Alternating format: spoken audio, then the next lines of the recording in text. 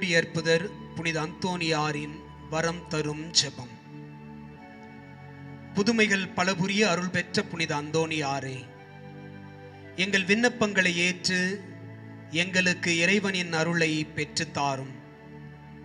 குழந்தை இயேசுவை கையிலேந்தும் பேறு பெற்ற புனித அந்தோணியாரே, துன்பப்படுவோருக்கு துணை புரியும் வல்லலே, ஏழைகளையும் ஆதரவற்றவர்களையும் அன்புடன் அரவணைக்கும் நேச தந்தையே, இதோ உமது மன்றாட்டின் பயனை உணர்ந்து அசைக்க முடியாத முழு நம்பிக்கையுடன் உமது திருத்தலத்திற்கு வந்து கூடியுள்ளோம். நிறைந்தியுள்ள குழந்தை இயேசுவிடம் எங்களுக்காக பரிந்து பேசி எம்மான்மாவுக்கும் உடலுக்கும் வேண்டிய வரங்களை பெற்றுத்தாரும். இறை அருளை ஏராளமாய் பெற்ற புனித அந்தோணியாரே, நாங்கள் உம் வாழ்வை பின்பற்றி எல்லாவற்றுக்கும் மேலாக இறைவனையே அன்பு செய்யவும் அவருக்காகவே வாழவும் எங்களுக்காக வேண்டிக் கொள்ளும். நாங்கள் அனைவரும் ஒருவரை ஒருவர் அன்பு செய்து விண்ணுலகம் சேர எங்களுக்கு அருள் பெற்று தந்தருளும். எங்கள் பாதுகாவலரான புனித அந்தோணியாரே, மகிமையில் விளங்கிடும் புனித லீலியே, துன்பப்படுவோரின் துயர் துடைப்பவரே, அழுவோரின் ஆறுதலே, உம்மை நாடி நிற்கும் எங்களை உம் அன்பால் அரவணைத்து ஏற்றுக்கொள்ளும். துன்பத் துயரங்களினின்றும் எங்களை காப்பாற்றும். வறுமையில் வாடும் எங்கள் வாழ்வை வளமாக்கும். சோதனைகளை வெல்ல வலிமையை பெற்று தாரும். அமைதியின்றி அலையும் எங்களுக்கு ஆறுதல் தாரும். வாழ்வதற்கு அறியாது வருந்தும் எமக்கு வாழ வழிகாட்டும். எங்கள் குடும்பங்களையும் வேலைகளையும் நிலங்களையும் பாதுகாத்தருளும். நீங்காத வியாதிகள் உமது வல்லமையுள்ள மன்றாட்டால் எங்களிடமிருந்து நீக்கி அருளும். ஆமேன். தந்தை மகன் தூய ஆவியாரின் பெயராலே ஆமென். மூவியலை ஜெபம். ஆண்டவருடைய தூதர் மரியாவுக்கு தூதுரைத்தார். மரியா தூய ஆவியால் கருவுற்றார். அருள் நிறைந்த மரியே வாழ்க, ஆண்டவர் உம்முடனே, பெண்களுக்குள் ஆசி பெற்றவர் நீரே, உம்முடைய திருவயிற்றின் கனியாகிய இயேசுவும் ஆசி பெற்றவரே. புனித மரியே, இறைவனின் தாயே, பாவிகளாயிருக்கிற எங்களுக்காக இப்பொழுதும் எங்கள் இறப்பின் வேளையிலும் வேண்டிக் கொள்ளும். ஆமேன்.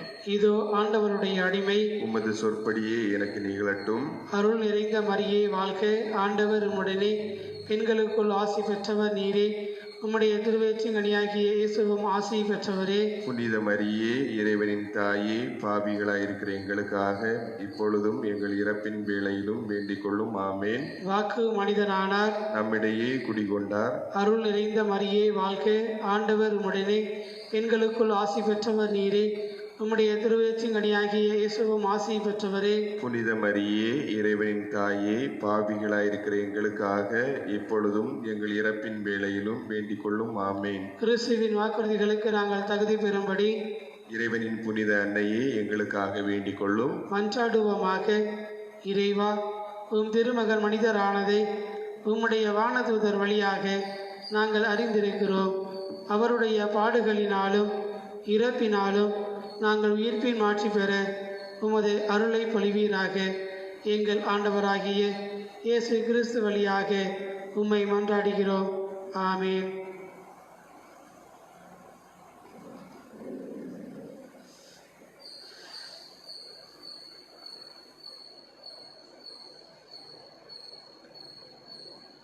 இன்றைய புனிதர் புனித கமிலஸ் தேலலிஸ். இவர் இராணுவத்தில் சேர்ந்து தூர் வாழ்க்கை நடத்தியதில் வெளியேற்றப்பட்டார். பணத்தை எல்லாம் சூதாட்டத்தில் தோற்று கூலி வேலை செய்ய தொடங்கினார். ஒரு சன்னியாச மடத்தில் வேலை செய்யும்போது சன்னியாசி ஒருவர் சொன்ன புத்திமதிகளை கேட்டு மனம் திரும்பினார். இருமுறை சன்னியாச ஆடையை பெற்றுக்கொண்டார். இருமுறையும் வெளியேற வேண்டியிருந்தது. ஏனெனில் காலில் புண் வந்ததை ஆற்ற முடியவில்லை. பின் அவர் உவமைக்கு சென்றார். குணப்படுத்த முடியாத நோயாளிகளுக்கென்று தொடங்கப்பட்டிருந்த மருத்துவமனையில் சேர்ந்து நோயாளிகளுக்கு சிறந்த சேவை செய்து வந்தார். இவரது சேவையை கண்ட அதிகாரிகள் மருத்துவமனையில் பொறுப்பு இவரிடம் ஒப்படைத்து விட்டார்கள். நோயாளிகளின் ஊழியனாக இவர் தம்மை மதித்து தாழ்த்தி வேலைகளை செய்து வந்தார். குருப்பட்டம் பெற்றால் நோயாளிகளுக்கு சிறந்த சேவை செய்யலாம் என்று இவர் உணர்ந்து 32வது வயதில் பள்ளிக்கு சென்று சிறுவர்களுடன் இல்லத்தின் மொழிகளை கற்றார். ஒரு சன்னியாச சபையை அவர் ஏற்படுத்தினார். இவர் நோயாளிகளையும் முக்கியமாக சாகும் தருவாயில் இருந்தவர்களையும் வெகு அன்புடன் கண்காணித்து வந்தார். ஒரு முறை ஒரு நோயாளி இவரை பார்த்து, தயவு செய்து என் படுக்கையை சரிபடுத்துங்கள் என்றார்.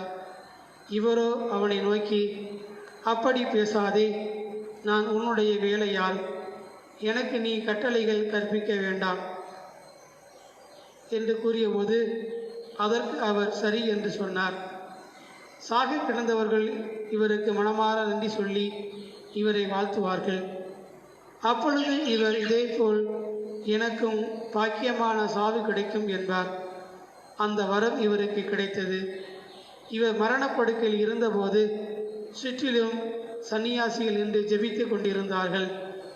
இவரது முகத்தோடு இரட்சகர் உங்களை எதிர்கொண்டு வருவார் என்னும் சொற்கள் அவர் சொல்லும்போது அவர் உயிர் உடலை விட்டு நீங்கியது. சிந்தனை: இறக்கிறவர்கள் நல்லவர்களாக இறக்க உதவி செய்தால் நமக்கு நிச்சயமாக பாக்கிய மரணம் கிடைக்கும். ஜெபம்: நித்திய பிதாவே, இறக்கிற பாவிகள் மனம் திரும்ப இயேசுவின் திரு இதயத்தை உமக்கு ஒப்புக் கொடுக்கின்றோம்.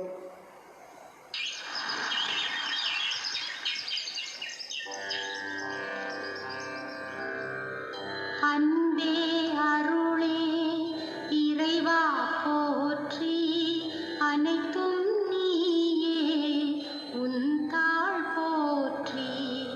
நிறைவே நெறியே இறைவா போற்றி, விடுதலை அளிக்க விரைவாய் போற்றி, விரைவாய்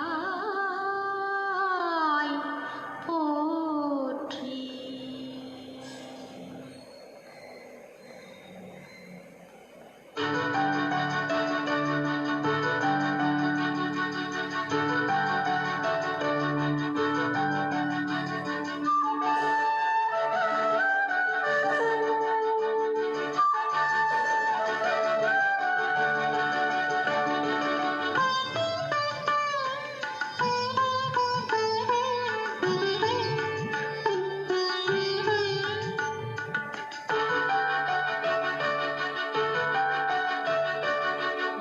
கதவை திறந்து வைத்தேன், இனிமை நிறைக்கும் இயேசுவே. உதயம் தேடும் நேரமெல்லாம் உந்தன் உறவை நாடுவேன். இயேசுவே இயேசுவே இயேசுவே இயேசுவே இயேசுவே இயேசுவே.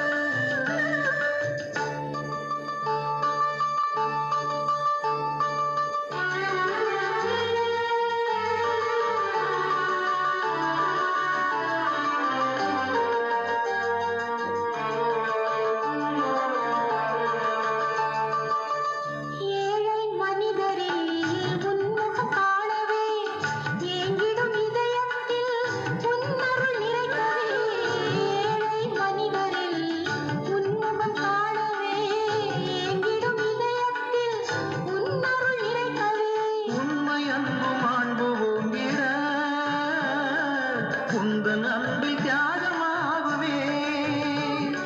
புதிய அந்த வெள்ளம் எங்கும் பொங்கி பாயும் நேரமே, புதிய உலகம் மலருமே, இறைவன் அரசு வளருமே. இதய கதவை திறந்து வைத்தேன், இனிமை நிறைக்கும் இயேசுவே. உதயம் தேடும் நேரமெல்லாம் உந்தன் உறவை நாடுவேன். இயேசுவே இயேசுவே இயேசுவே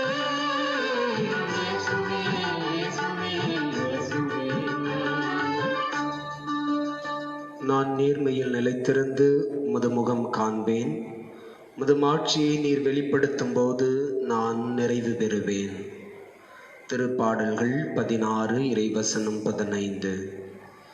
அன்புக்கினியவர்களே, இன்றைய திருப்பலியை வேண்டுதல் திருப்பலியாக ஒப்பு கொடுத்து ஜெபிக்கின்ற அமெரிக்காவில் வாழும் சுனில் ஷிபா தம்பதியினரின் சிறப்பு கருத்துகளுக்காகவும், பிறந்தநாள் கொண்டாடுகின்ற திருவாளர் ஜேம்ஸ் அவர்களுக்காகவும், ஆண்டவருக்குள் நித்திய இளைப்பாறுதலை அடைந்திருக்கின்ற வல்சம்மா ஜாக்கோ அச்சன் 4ஆம் ஆண்டு இவர்களுடைய ஆன்ம இளைப்பாறுதலுக்காகவும் இந்த திருப்பலியிலே ஜெபிப்போம்.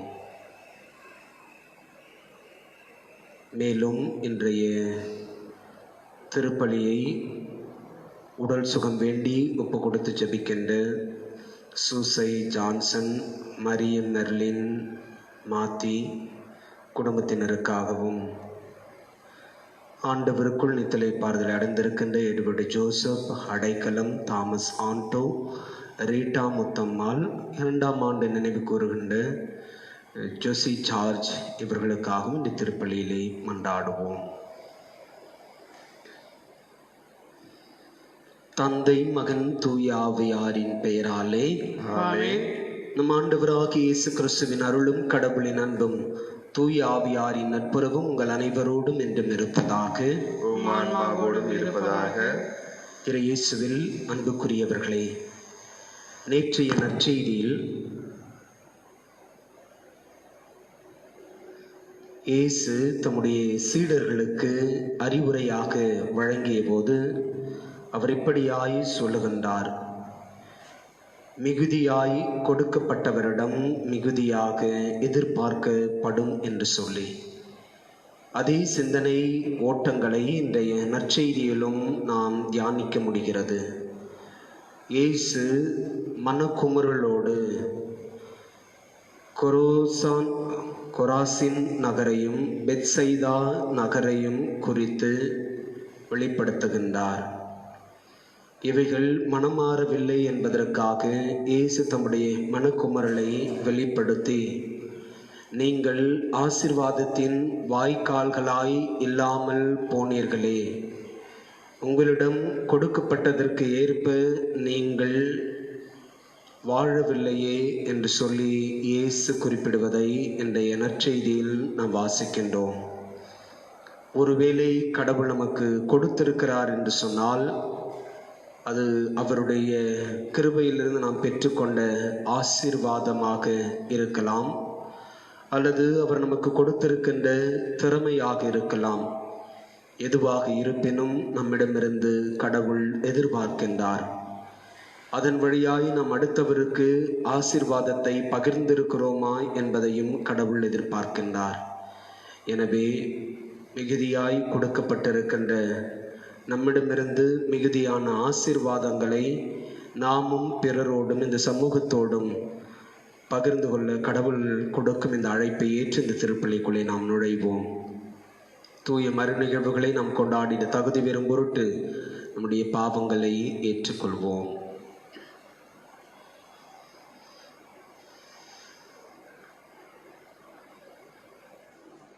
எல்லாம் உள்ள இறைவனிடமும் சகோதர சகோதரிகளை உங்களிடமும் நான் பாவியை ஏற்றுக்கொள்கிறேன்.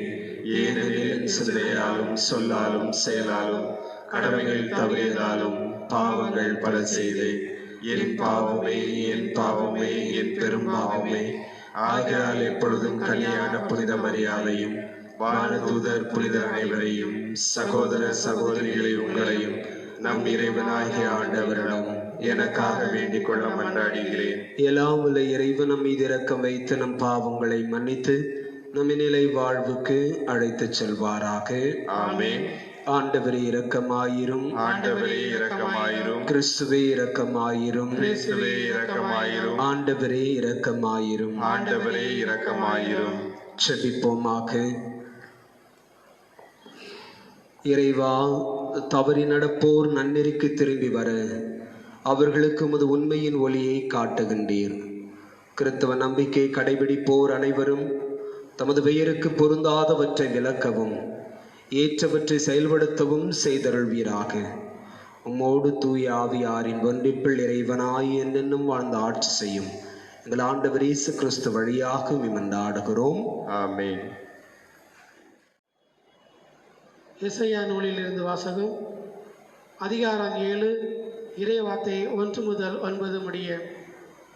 உசியாவின் பேரனும் யோதாவின் மகனுமான ஆகாசு யூதா நாட்டை ஆட்சி செய்த நாட்களில் ரட்சின் என்னும் சிரியா நாட்டு அரசனும் இமாலியாவின் மகன் பெக்கா என்னும் இஸ்ரேல் நாட்டு அரசனும் எருசலேமுக்கு எதிராய் போர் தொடுத்து அதை வீழ்த்த முயன்றனர்.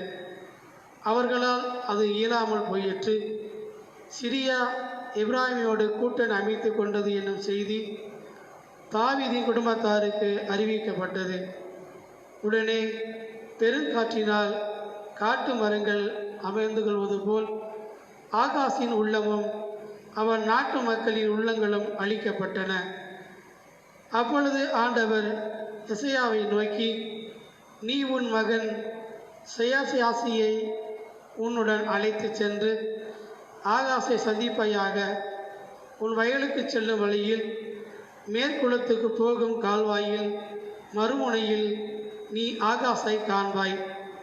அவனுக்கு இதை சொல், நீ அமைதியாய் இரு, அஞ்சாதிருந்து நடப்பவற்றை உற்றுப்பார்.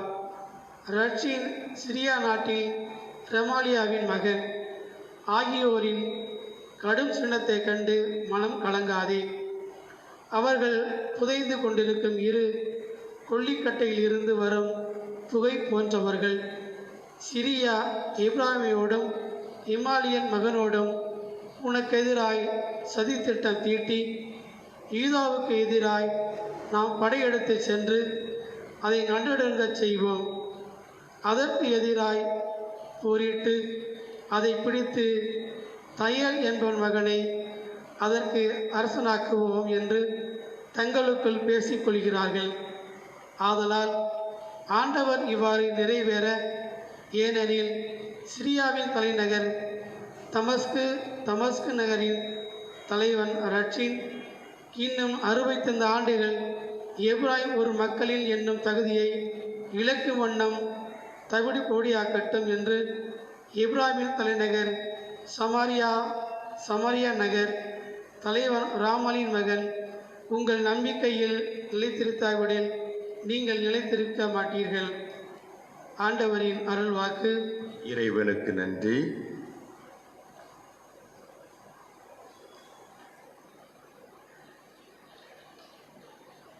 உங்கள் பதில். கடவுள் தம் நகரை எந்நாளும் நிலைத்திருக்க செய்தார். கடவுள் தம் நகரை எந்நாளும் நிலைத்திருக்க செய்வார். ஆண்டவர் மாண்புமிக்கவர். தம் கடவுளின் நகர் அவரது திருநிலைக்கு மிகுந்த புகழுக்கும் உரியவர். தொலைக்கடலில் தீனும் சீயோன் மலை அனைத்துக்கும் உரியவர் என்று மாட்சியாய் விளங்குகின்றது. பல்லவி. கடவுள் தம் நகரை எந்நாளும் நிலைத்திருக்க செய்தார். மாவேந்திர நகர் அதுவே. அதன் அரண்மனைகளில் கடவுள் வீற்றிருந்து தம்மையே அதன் கோட்டை என்று சுட்டி காட்டியுள்ளார். பல்லவி. கடவுள் தம் நகரை எந்நாளும் நிலைத்திருக்க செய்வார். இதோ அரசர் அனைவரும் ஒன்று கூடினர், அணிவகுத்து ஒன்றாக வந்தனர். அந்தோ பார்த்து திகைத்தர், திகழடைந்து ஓட்டம் முடித்தனர். பல்லவி. கடவுள் தம் நகரை எந்நாளும் நிலைத்திருக்க செய்வார். அங்கே அச்சம் அவர்களை ஆட்கொண்டது. பேறுகால பெண்கள் போல் அவர்கள் துடிதுடித்தனர். தட்சீர்கள் கப்பல்களை கீழ்கரையில் காற்றில் தீர்க்கரிய தகிர்ந்தனர். பல்லவி. கடவுள் தம் நகரை எந்நாளும் நிலைத்திருக்க செய்வார். அல்லேலூயா அல்லேலூயா அல்லேலூயா அல்லேலூயா அல்லேலூயா அல்லேலூயா அல்லேலூயா அல்லேலூயா. இன்று உங்கள் இதயத்தை கடினப்படுத்தி கொள்ளாதீர்கள். மாறாக நீங்கள் அவரது குரலுக்கு செவி கொடுத்தால் எத்துணை நலம் என்கிறார் ஆண்டவர். அல்லேலூயா அல்லேலூயா அல்லேலூயா ஆண்டவர் உங்களோடு இருப்பாராக. உம் ஆன்மாவோடும் இருப்பாராக. புனித மத்தேயு எழுதிய தூய நற்செய்தியிலிருந்து வாசகம். ஆண்டவரே மாட்சி உமக்கே.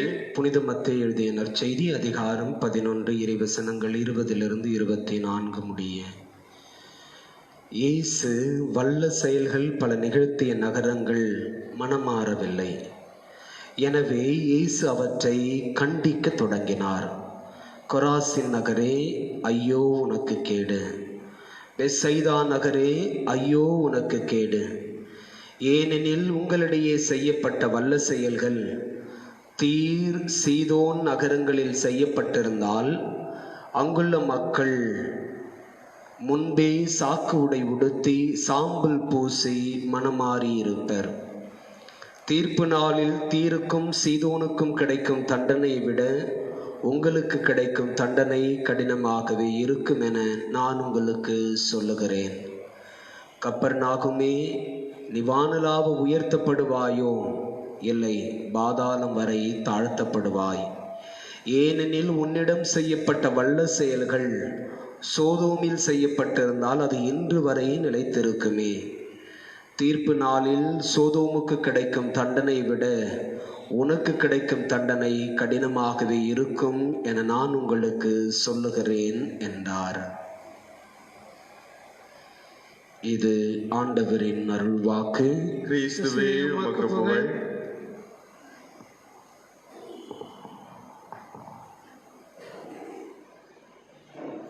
இயேசுவில் அன்புக்குரியவர்களே, நேற்றைய தினத்திலிருந்து, குறிப்பாக நேற்று மாலையிலிருந்து இன்று காலை பல்வேறு செய்தித்தாள்களிலும் முதன்மை செய்தியாய் வந்திருப்பது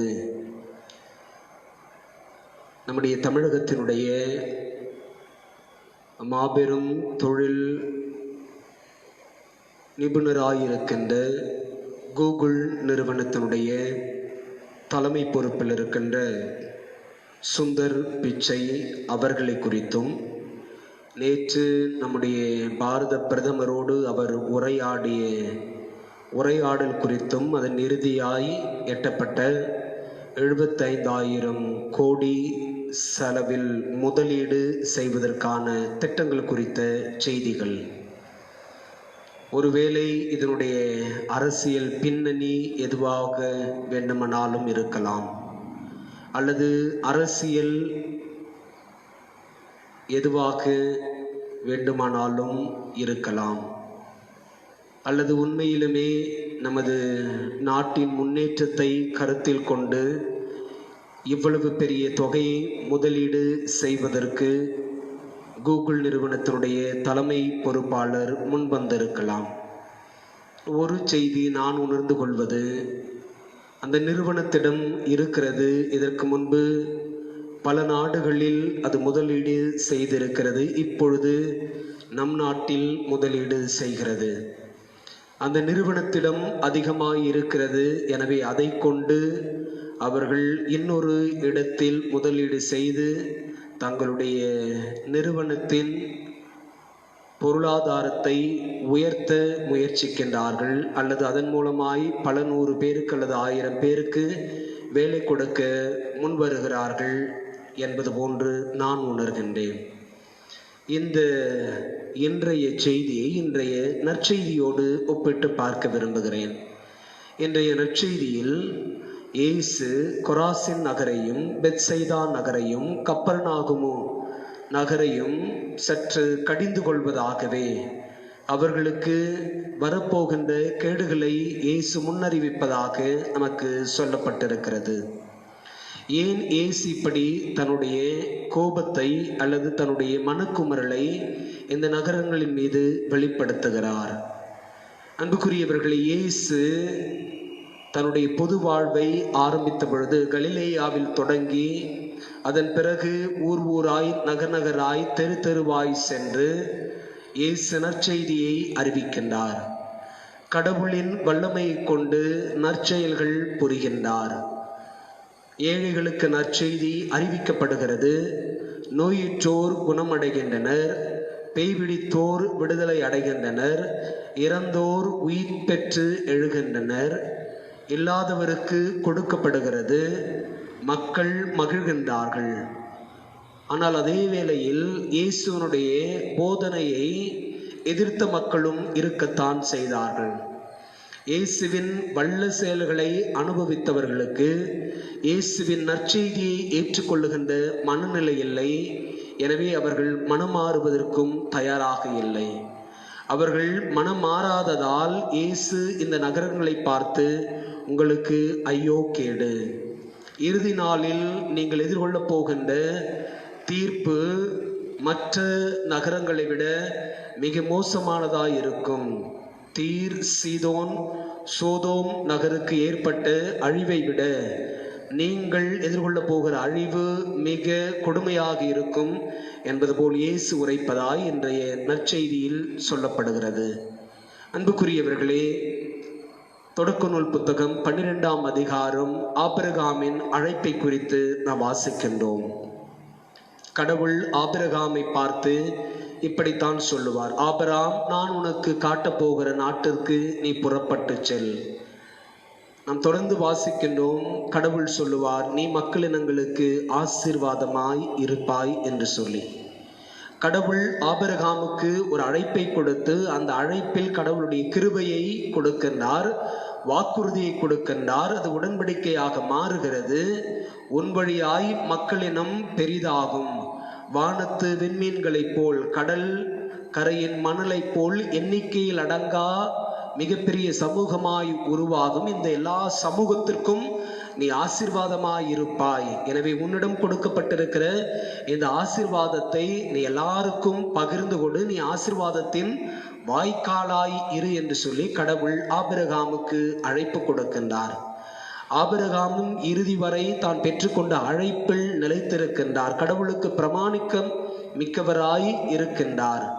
கடவுள் அவருடைய பிரமாணிக்கத்துவத்தை கொண்டாடுகின்றார். எனவே அவரை விசுவாசத்தின் தந்தை என்று சொல்லி அழைக்க கடவுள் நமக்கு வாய்ப்பு கொடுத்திருக்கின்றார். அன்புக்குரியவர்களே, எவர் ஒருவரிடம் கொடுக்கப்படுகிறதோ அவர்களிடமிருந்து எதிர்பார்க்கப்படுகிறது. நாம் பொருளாதாரத்தில் முன்னேறுகிறோம் என்று சொன்னால் நம்முடைய கரங்கள் தாழ்த்தப்பட வேண்டும். நாம் எப்பொழுது கடவுள் முன்னிலையில் பெரும் பங்களிப்பு கொடுப்பவர்களாய் மாறுகிறோம் என்று சொன்னால் நம்மிடம் வருவதிலிருந்து அல்லது நாம் பெற்றுக்கொள்வதிலிருந்து எவ்வளவு கடவுளுடைய பணிகளுக்காக அல்லது ஏழைகளுக்காக நாம் கொடுக்கிறோமோ அப்பொழுது நாம் கடவுளுடைய பார்வையில் நாம் மிகப்பெரிய செல்வந்தர்களாய் மாறுகிறோம். உலக பார்வையில் நாம் கோடி கோடியாய் சேர்த்து வைத்து மிகப்பெரிய வீடுகளை கட்டி சொகுசு கார்களில் பயணம் செய்கின்ற பொழுது மற்றவர் பார்வைக்கு நாம் மிகப்பெரிய பணக்காரராய் தென்படலாம். ஆனால் அப்படிப்பட்ட ஒரு வாழ்க்கையை கடவுள் நம்மிடமிருந்து எதிர்பார்க்கவில்லை. மாறாக நம்மிடம் இருப்பதை அடுத்தவருக்கு கொடுத்து அதன் வழியாய் கடவுளை மகிமைப்படுத்த, மாட்சிப்படுத்த நமக்கு அழைப்பு கொடுக்கின்றார். கொரோசின் நகருக்கும் பெத்சைதா நகருக்கும் கப்பர்நாகுமுக்கும் இயேசு நிறைய செய்தார். கடவுளுடைய வார்த்தையை அறிவித்தார், வல்ல செயல்கள் செய்தார். ஆனால் யாரும் மனம் திரும்பி கடவுளிடம் வரவில்லை. எனவே தான் இன்றைய முதல் வாசகத்தில் கூட இறைவாக்கினர் எசேயா புத்தகம் 7ஆம் அதிகாரம் 9வது இறைவசனம் இப்படியாய் சொல்லுகிறது, உங்கள் நம்பிக்கையில் நிலைத்திராவிடில் நீங்களும் நிலைத்து நிற்க மாட்டீர்கள். என்று அவர்களுக்கு கொடுக்கப்பட்ட நற்செய்தியின் அடிப்படையில் அவர்கள் நம்பிக்கையில் வளர்ந்திருக்க வேண்டும், கடவுள் நம்பிக்கையில். ஆனால் அவர்கள் கடவுள் நம்பிக்கையில் வளரவில்லை. கடவுளுடைய மகன் வழியாய் அவர்களுக்கு கொடுக்கப்பட்ட நற்செய்தியை அவர்கள் ஏற்றுக்கொள்ளவில்லை. நேற்றைய நற்செய்தியை நாம் வாசிக்க கேட்டோம், என்னை ஏற்றுக்கொள்ளுபவர் என்னை அனுப்பினவரையே ஏற்றுக்கொள்ளுகின்றார். இயேசுவை அவர்கள் நிராகரித்தார்கள். இதன் வழியாய் இயேசுவை அனுப்பிய அப்பா கடவுளையும் அவர்கள் நிராகரித்தார்கள். மனமாறுவதற்கு அவர்கள் தயாராக இல்லை. அவர்களுடைய நம்பிக்கையில் அவர்கள் நிலைத்திருக்க விரும்பவில்லை. நம்பிக்கையை ஆழப்படுத்திக் கொள்ளவும் அதிகரித்துக் கொள்ளவும் அவர்கள் தயாராக இல்லை. எனவே தான் இயேசு இந்த நகரங்களை பார்த்து இப்படியாய் சொல்லுகின்றார், உங்களுக்கு ஐயோ கேடு. நீங்கள் என்னுடைய ஆசீர்வாதமாய் இருக்க நான் உங்களுக்கு நிறைய வாய்ப்பு கொடுத்தேன். உங்களை பொருளாதாரத்தில் நான் உயர்த்தினேன். உங்களுக்கான எல்லாவற்றையும் நான் ஏற்பாடு செய்து கொடுத்தேன், அல்லது நீங்கள் ஏற்பாடு செய்து கொள்வதற்கு நான் உங்களுக்கு பக்கபலமாக இருந்தேன். ஆனால் அதை கொண்டு நீங்கள் என்ன செய்தீர்கள்? தாளந்து உவமையை நாம் வாசிக்கின்றோம். அங்கு 5 தாளந்து பெற்றவன் இன்னும் 5 தாளந்து சம்பாதிக்கின்றான்.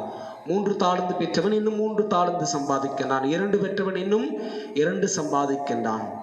ஒவ்வொருவரையும் பார்த்து அந்த அரசன் சொல்லுவான், நன்று நன்று நம்பிக்கைக்குரிய நல்ல ஊழியனே, நீ சிறியவற்றில் நம்பிக்கைக்குரியவனாயிருந்தாய், எனவே நீ உன்னை நான் பெரியவற்றுக்கு ஆளாக்குவேன். நிச்சயம் கடவுள் நம்மையும் பார்த்து சொல்வார், நான் உன்னை ஆசீர்வாதத்தின் வாய்க்காலாய் இருக்கும்படி உன்னை அழைத்தேன், பெயர் சொல்லி அழைத்தேன், என் உள்ளங்கைகளில் பொறிந்து வைத்தேன், என்னுடைய அம்பாறு துணியால் உன்னை போர்த்தி கொண்டேன், உன் மீது மிகுந்த கரிசனையை காட்டினேன், இரக்கம் காட்டினேன், உன்னை மேன்மையாக உயர்த்தினேன், ஆனால் நீ ஒன்றும் செய்யவில்லையே, நம்பிக்கையற்றவனே, உன்னை எனக்கு தெரியாது என்று சொல்லி கடவுள் சொல்லும் காலம் வரும்.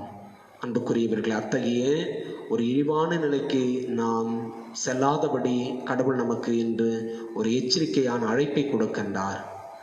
நீ என்னுடைய ஆசீர்வாதமாய் இருக்கத்தான் உன்னை அழைத்தேன், நீ ஆசீர்வாதத்தின் வாய்க்காலாய் இருக்கும்படிதான் உன்னை நான் திருமுழுக்கின் வழியாய் என் மகளாக நான் ஏற்றுக்கொண்டேன், அழைத்தேன். நீ அப்படி இல்லாமல் இருப்பது எனக்கு பெரிய வருத்தத்தை கொடுக்கிறது. இது எனது மனக்குமுறலாகவே நான் வெளிப்படுத்துகிறேன் என்று கடவுள் கட்டாயம் நம்மை பார்த்து சொல்லுவார். அன்புக்குரியவர்களே, அன்னை மரியாளை கடவுள் அழைத்தார். தன் மகனை தாங்கும்படி அவருக்கு ஒரு பணியை கொடுத்தார். அந்த மகனை கடவுளுடைய விருப்பத்திற்கேற்ப வளர்க்கும்படி அவருக்கு அறிவுரை கொடுக்கப்பட்டது. அதன்படி செயல்பட்டார். இறுதி வரை கடவுளின் விருப்பத்தை தன் மகன் இயேசு கிறிஸ்து செயல்படுத்த வேண்டும் என்பதில் அன்னை மரியாள் பின்னிருந்து இயேசுவை முன்னோக்கி நடக்கும்படி செய்கின்றார். இந்த அன்னை மரியாள் ஆசீர்வாதத்தின் முழு வாய்க்காலாய் மாறியிருக்கின்றார். அன்புக்குரியவர்களே, மிகுதியாய் கொடுக்கப்பட்டவரிடம் மிகுதியாய் எதிர்பார்க்கப்படும். நம்மிடம் கொடுக்கப்பட்டிருக்கிறது, அது மிகுதியாக இருக்கிறதா குறைவாக இருக்கிறதா என்பதை நாம் தான் தீர்மானித்துக் கொள்ள வேண்டும். ஆனால் கொடுக்கப்பட்டிருக்கிறது, கொடுக்கப்பட்டதிலிருந்து அடுத்தவருக்கு கொடுக்க வேண்டும் என்பது நம்மிடமிருந்து கடவுள் எதிர்பார்க்கின்றார். எனவே ஆசீர்வாதத்தின் வாய்க்கால்களாயிருந்து ஆண்டவர் எதிர்பார்ப்பவற்றை நாம் செய்திடும் அவருடைய மக்களாய் வாழ இந்த திருப்பலியிலும் நாம் தொடர்ந்து ஜெபிப்போம்.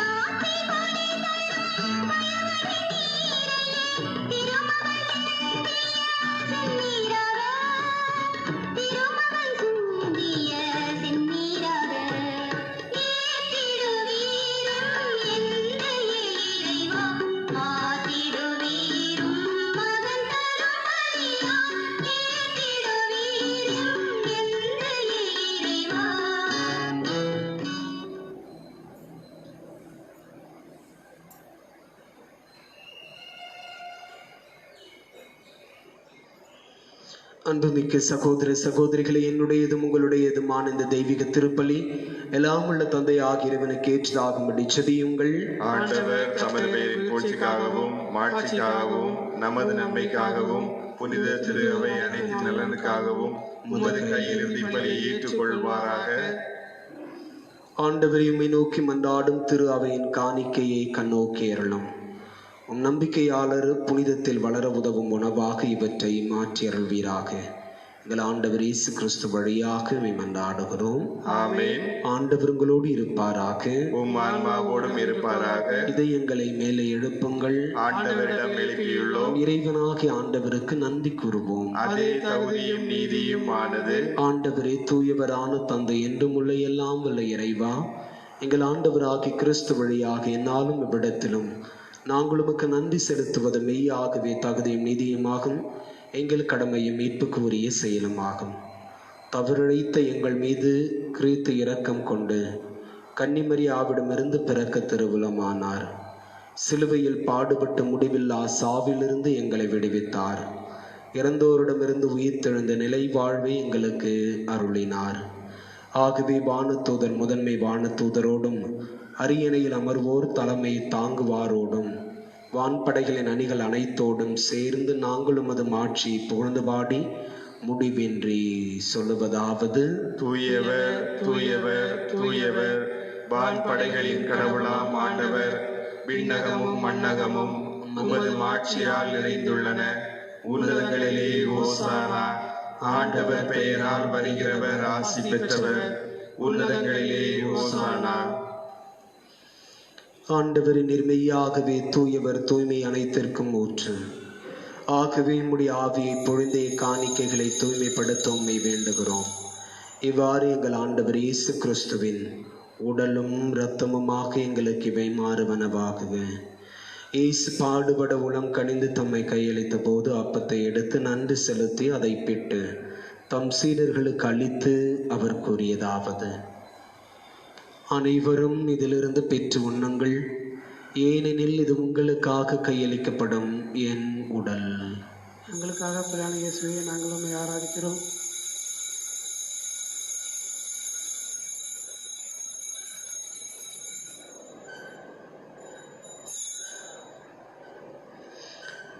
அவ்வனமே இரவு விருந்தை அருந்திய பின் கிண்ணத்தையும் எடுத்து மீண்டும் உமக்கு நன்றி கூறி தம் சீடர்களுக்கு அளித்து இயேசு கூறியதாவது: அனைவரும் இதிலிருந்து பெற்று பருகுங்கள், ஏனெனில் இது புதிய நிலையான உடன்படிக்கைக்கு உரிய என் இரத்தத்தின் கிண்ணம்.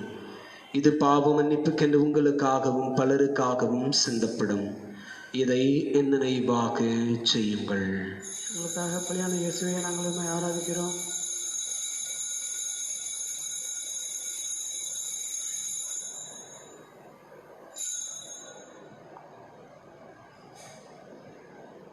நம்பிக்கையின் மறைபொருள். ஆண்டவரே, நீர் வருமளவும் உமது இறப்பினை அறிக்கையிடுகின்றோம், உமது உயிர்ப்பினையும் எடுத்துரைக்கின்றோம். ஆகவே ஆண்டவரே, நாங்கள் கிறிஸ்துவின் இறப்பினையும் உயிர்ப்பினையும் நினைவு கூர்ந்து வாழ்வு தரும் அப்பத்தையும் மீட்பளிக்கும் கிண்ணத்தையும் உமக்கு ஒப்புக் கொடுக்கிறோம். உம் திருமுன்னின்று உமக்கு ஊழியம் புரிய தகுந்தவர்களை எங்களை ஏற்றுக்கொண்டீர். எனவே உமக்கு நன்றி செலுத்துகிறோம். மேலும் கிறிஸ்துவின் உடலிலும் இரத்தத்திலும் பங்கு கொள்ளும் எங்களை தூய ஆவியார் ஒன்று சேர்க்க வேண்டுமென உம்மை தாழ்மையுடன் மன்றாடுகிறோம். ஆண்டவரை, உலகெங்கும் பரவி இருக்கும் இது திரு அவை நினைவு கூர்ந்தருளும். எங்கள் திருத்தந்தை பிரான்சிஸ், எங்கள் அன்பு ஆயர் நீதிநாதன், எல்லா திருநிலையினர் ஆகிய அனைவரோடும் உமது திரு அவை அன்பில் நிறைவு பெறச் செய்தருளும். மேலும் உயிர்த்தெழும் எதிர்நோக்குடன் துயில் கொள்ளும் எங்கள் சகோதரர் சகோதரிகளையும் இறந்தோர் அனைவரையும் இரக்கத்துடன் நினைவு கூர்ந்து உமது திருமுக ஒளியினுள் ஏற்றருளும். எங்கள் எல்லார் மீதும் இரக்கமாயிரும். கடவுளின் கன்னித்தாயான புனித மரியா, அவருடைய அன்பு கணவரான புனித யோசேப்பு, புனித திருத்தூதர்கள், இவ்வுலகில் நமக்கு உகந்தவராயிருந்தோர் ஆகிய புனிதர் அனைவருடனும் நாங்கள் நிலை வாழ்வில் பங்கு கொள்ளும் தகுதி பெற்று உம் திருமகன் இயேசு கிறிஸ்து வழியாக உம்மை புகழ்ந்தேத்தும் வரம் அருள மன்றாடுகிறோம்.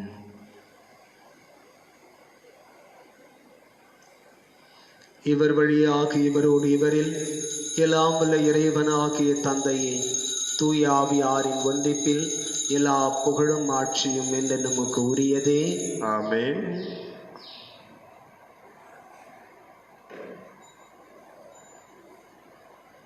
மீட்பரின் கட்டளையால் கற்பிக்கப்பட்ட இறை படிப்பினையால் பயிற்சி பெற்ற நாம் கரம் விரித்து ஜெபிப்போம். விண்ணுலகில் இருக்கின்ற எங்கள் தந்தையே, உமது பெயர் தூயதென போற்றப் பெறுக. உமது ஆட்சி வருக.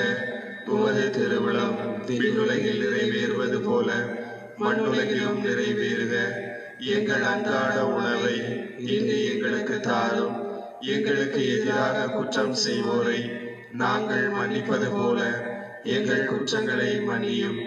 எங்களை சோதனைக்கு உட்படுத்தாதேயும் தீமையிலிருந்து எங்களை விடுவித்தருளும். ஆண்டவரை தீமை அனைத்திலும் இருந்தும் எங்களை விடுவித்து எங்கள் வாழ்நாளில் அமைதியை கனிவுடன் அருளும் என நாடுகிறோம். முதிய இரக்கத்தின் உதவியால் நாங்கள் பாவத்திலிருந்து எப்போதும் விடுதலை பெற்று யாதொரு கலக்கமும் இன்றி நலமாயிருப்போமாக. நாங்கள் எதிர்நோக்கி இருக்கும் பேரின்பத்திற்காகவும் மீட்பராகிய இயேசு கிறிஸ்துவின் வருகைக்காகவும் காத்திருக்கின்றோம். ஏனெனில் ஆட்சியும் வல்லமையும் மாட்சியும் என்றென்றும் உமதே. ஆண்டவர் இயேசு கிறிஸ்துவை அமைதி உங்களுக்கு விட்டுச் செல்கிறேன், என் அமைதி உங்களுக்கு அளிக்கிறேன் என்றும் அப்போஸ்தலர்களுக்கு மொழிந்தீரே. எங்கள் பாவங்களை பாராமல் முது திரு அவை நம்பிக்கையை கண்ணோக்கி முது திருவுளத்திற்கு ஏற்பதற்கு அமைதி ஒற்றுமையும் அளித்தருள்வீராக. என்னென்னும் வாழ்ந்து ஆட்சி செய்கின்றவர் நீரே. ஆமென். ஆண்டவருடைய அமைதி உங்களோடு என்றும் இருப்பதாக, உம் ஆன்மாவோடும் இருப்பதாக. ஒருவருக்கொருவர் ஆண்டவர் தருகின்ற அமைதியை பகிர்ந்து கொள்வோம். உலகின் பாவங்களை போக்கும் இறைவனின் செம்மறியே, எங்கள் மேல் இரக்கமாயிரும். உலகின் பாவங்களை போக்கும் இறைவனின் செம்மறியே, எங்கள் மேல் இரக்கமாயிரும். உலகின் பாவங்களை போக்கும் இறைவனின் செம்மறியே, எங்களுக்கு அமைதியை அளித்தருளும்.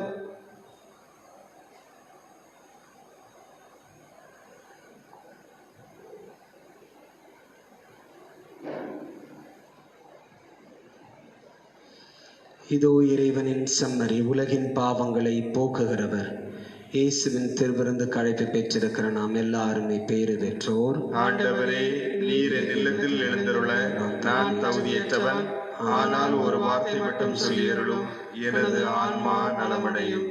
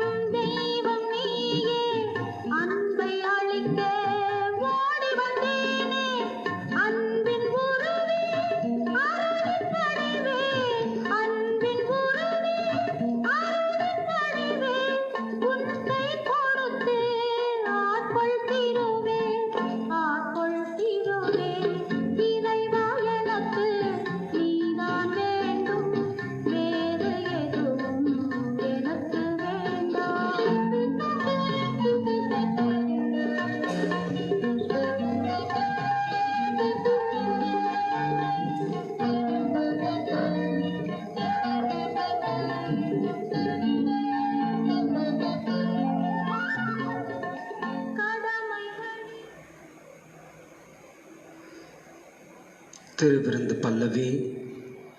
என் சதையை உண்டு எனது இரத்தத்தை குடிப்பவர் என்னோடு இணைந்திருப்பார், நானும் அவரோடு இணைந்திருப்பேன் என்கிறார் ஆண்டவர். யோவான் நற்செய்தி 6ஆம் அதிகாரம் 56வது இறைவசனம். நன்றியோடு மன்றாடுவோமாக. ஆண்டவரே, உம்முடைய அருள் கொடைகளை பெற்றுக்கொண்ட நாங்கள் உம்மை வேண்டுகிறோம். இவ்வாறு இம்மறை நிகழ்வுகளில் நாங்கள் அடிக்கடி பங்கேற்பதால் அவற்றின் மீட்பளிக்கும் பயன் எங்களில் வளரச் செய்வீராக. எங்கள் ஆண்டவர் இயேசு கிறிஸ்து வழியாக மன்றாடுகிறோம். ஆமென். ஆண்டவர் உங்களோடு இருப்பாராக, உம் ஆன்மாவோடும் இருப்பாராக. எல்லாம் வல்ல இறைவன் தந்தை, மகன், தூய ஆவியார் உங்கள் எல்லாரையும் ஆசீர்வதிப்பாராக. ஆமென். சென்று வாருங்கள், திருப்பலி நிறைவுற்றது. இறைவனுக்கு நன்றி. அன்புக்குரியவர்களே, நம்முடைய பங்கிலிருந்து திருத்தொண்டர் எட்வின் ஜெரோம், தந்தை பாலசாமி, தாய் ஜெபமாலை, புனித தோமையார் அன்பிய குடும்பம், திருத்தொண்டர் அவர்கள் வருகின்ற ஆகஸ்ட் மாதம் 1ஆம் தேதி சனிக்கிழமை காலை 10 மணிக்கு நம்முடைய மறை மாவட்ட மேய்ப்பு பணி நிலையத்தில் நம் ஆயர் தந்தை அவர்களால் குருவாக அருட்பொழிவு செய்யப்படவிருக்கிறார். எனவே அவர் நேற்றிலிருந்து மற்ற திருத்தொண்டர்களோடு சேர்ந்து தியானம் மேற்கொண்டுள்ளார். எனவே இந்த நாட்களில் சகோதரருக்காகவும் சகோதரருடைய குடும்பத்தாருக்காகவும் ஜெபிக்க பங்கு மக்களாகிய உங்களை அன்போடு கேட்டுக்கொள்கிறேன்.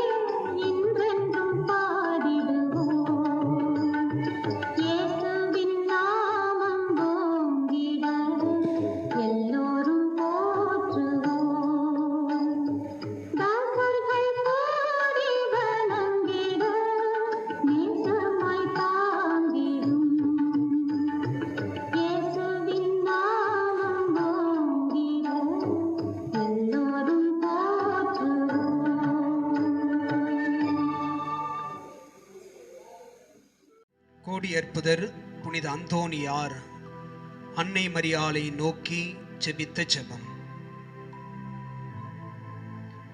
ஓ மகிமை பொருந்திய ஆண்டவளே, எக்காலமும் ஆசிர்வதிக்கப்பட்டவளே, மனுக்குலத்தில் உதித்த எல்லா பெண்களிலும் மேலானவளே, மாசற்ற தாயுக்குரிய அன்போடு கடவுளானவருக்கு உமது உதிரத்தில் பாலூட்டி வளர்த்தவளே, ஏவாளின் பாவத்தால் நாங்கள் இழந்து போனதை உம்மிடத்தில் உதித்த மலரானது திரும்ப அடைய செய்கிறது.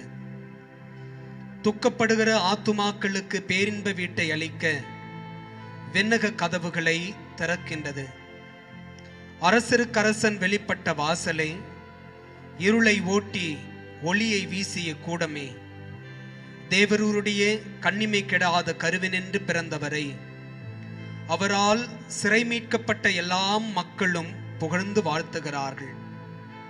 கன்னியினின்று உதித்த இயேசுவுக்கு எல்லா மண் மக்களுடையவும் வானோர் படைகளுடையவும் தோத்திரம் உண்டாக கடவது. பிதாவாகிய இறைவனுக்கும் தூய ஆவியானவருக்கும் சரியொத்த மகிமை இவருக்கும் எந்நாளும் கூறப்பட கடவது. ஆமேன்.